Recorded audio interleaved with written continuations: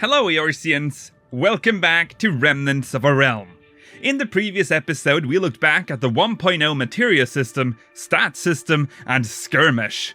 In this episode we'll start off by heading into the warm desert landscape of Thanalan to explore the depths of 1.0's Copperbell Mines. In 1.0, Copperbell Mines was a dungeon marked on the map northwest of Ul'dah, in western Thanalan. However, it was not instanced.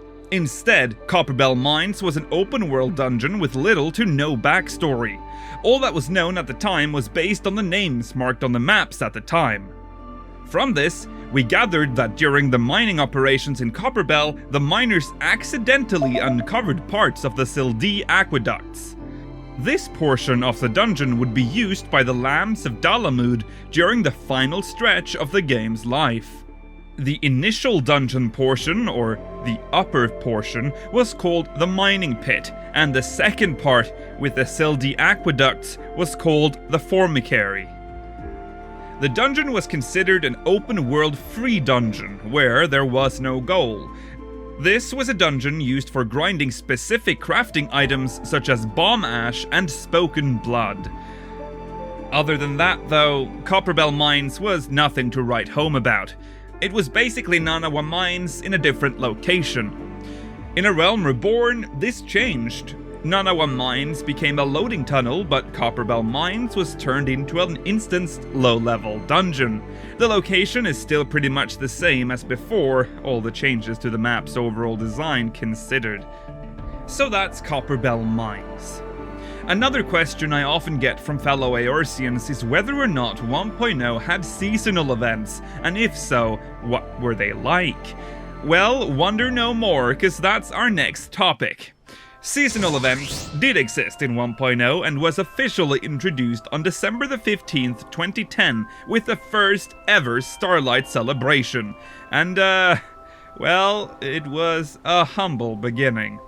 In all three city-states, the so-called Festive Bells popped up.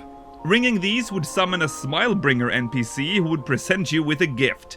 These gifts could contain one of the following exciting items: powdered sugar, young dodo roaster, dodo stuffing, dream hat materials, dream tunic materials, dream boots materials, and a twinkle box. Now, as you've probably gathered, the materials were of course meant to be used to create the dream gear, the holiday outfit from the Starlight celebration. But if you didn't have a crafting class, or you just couldn't be bothered, the Twinkle Box could be handed to one of the 6 less fortunate children spread across the city-states for a full set of the dream gear. You could only ring the bells once every 8 hours. And that was the whole event. But surely things would take a turn with Heaven's Turn, introduced on December the 11th, 2010 to celebrate the new year. Well, Festive Bells. Ring the bell, get fish stock, raw urushi, and the item everyone wanted, Usagi Kabuto. Happy New Year! February 1st, 2011 saw the first ever Valention's Day event, and bells. You'd ring the Festive Bells. A Smilebringer NPC appears and you'd get powdered sugar, from which you could craft hard chocolate and white chocolate. If you think you're seeing a pattern, let me tell you, you are. The early Final Fantasy XIV 1.0 events all revolved around the Festive Bells. It's possible this was because the dev team had a few other things to focus on during that time. The first ever Little Ladies' Day would follow suit with the Festive Bells, which would reward you with, hold on to your butt, powdered sugar and a peach branch. Fun times were had. But then, things finally changed. On April 15th, 2011, the first ever Hatching Tide event began, and for the first time, the Festive Bells were nowhere to be found. Geely Aliapo makes her first ever appearance as the Hatching Tide quest NPC, who led you to a questline split into 2 parts, the Dreamer's Gospel and the Dreamer's Dilemma. By providing an NPC with certain egg types, you'd receive specific egg caps, and a bonus cap would be obtained by providing all the different eggs you could receive to another NPC, the Chocobo Egg Cap. Next came the Firefall Fair. This was a strange one. There's some lore tied to this, which I won't dive into, but basically you were tasked to lure bombs lurking around hamlets to their doom by first enraging them by using any of the following emotes: /wave, /laugh, /rally, /dance, and /pose. The bomb would then start following you, and you'd have to lead the enraged bomb onto one of the furnaces placed within the hamlets, where they'd get incinerated. Mobs would occasionally spawn trying to damage the bomb, and if they damaged the bomb too much, it would explode and the mission would fail. Completing the mission would reward you with various swimwear. The festival would return in 2012, but under the name Moonfire Fair, which was kept and is still used to this day. Now normally, this would be where I played some obscure seasonal event music, but all the festival music in 1.0 was actually reused in 2.0. So instead, we'll be listening to the theme that would play during the game's credit sequence. This somber theme was called Ethereal Slumber. Don't fall asleep now.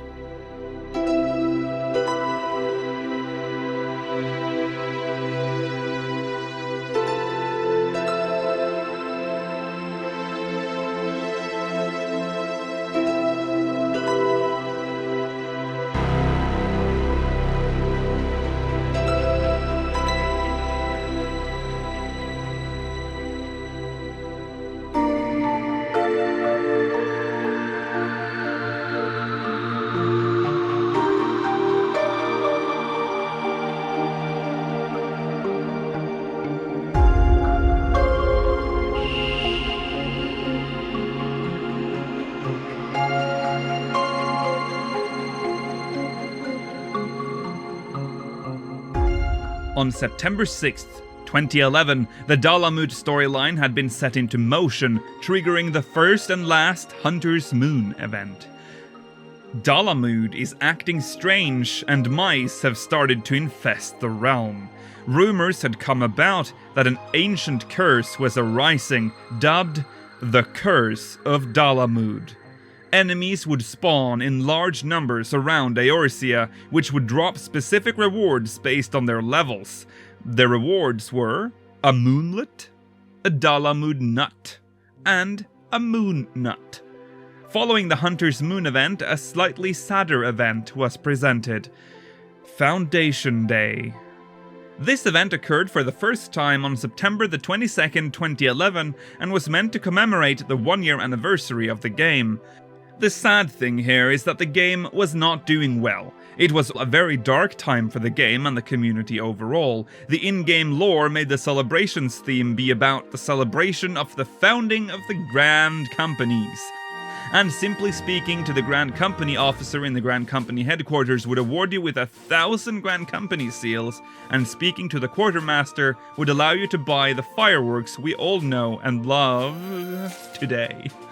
The event would return as the last ever event in 1.0 in 2012, and completing this one would award you with the achievement Crystal Bearer. Last but not least, All Saints' Wake. This was the most complex of the lot. Imps in disguise would provide you with riddles. The imps would only appear between 7 PM through 5 AM Eorzean time, during which an audible cackling and dark ominous fog would loom all over the city-states. The imps would appear as normal Eorzeans, but with the prefix suspicious in their names. Interacting with a suspicious NPC would transform it into a trickster imp, and it would provide you with one of several possible riddles, which had to be answered correctly for it to provide you with a reward. Answering correctly would award you with 9 pumpkin cookies before the imp disappeared, dropping a treat basket, which anyone participating in the quest could grab 3 of, including yourself. The cookies could be traded to an event NPC for the following items: pumpkin head, unripened pumpkin head, white pumpkin head, and ripened pumpkin head. It's clear Final Fantasy XIV 1.0's events improved over time, and these were only the first incarnations of the events. The following year they would see further improvements. Most of these events survived the calamity and can still be enjoyed every year in Final Fantasy XIV. And with that, we've reached the end of this episode of Remnants of a Realm. Thank you so much for watching. Special thanks to our Patreon supporters scrolling above my head right now. If you want to be part of that cool gang, considering supporting me on patreon.com/speakersxiv. I'll be back in the next episode of Remnants of a Realm. Until then, may you ever walk in the light of the crystal.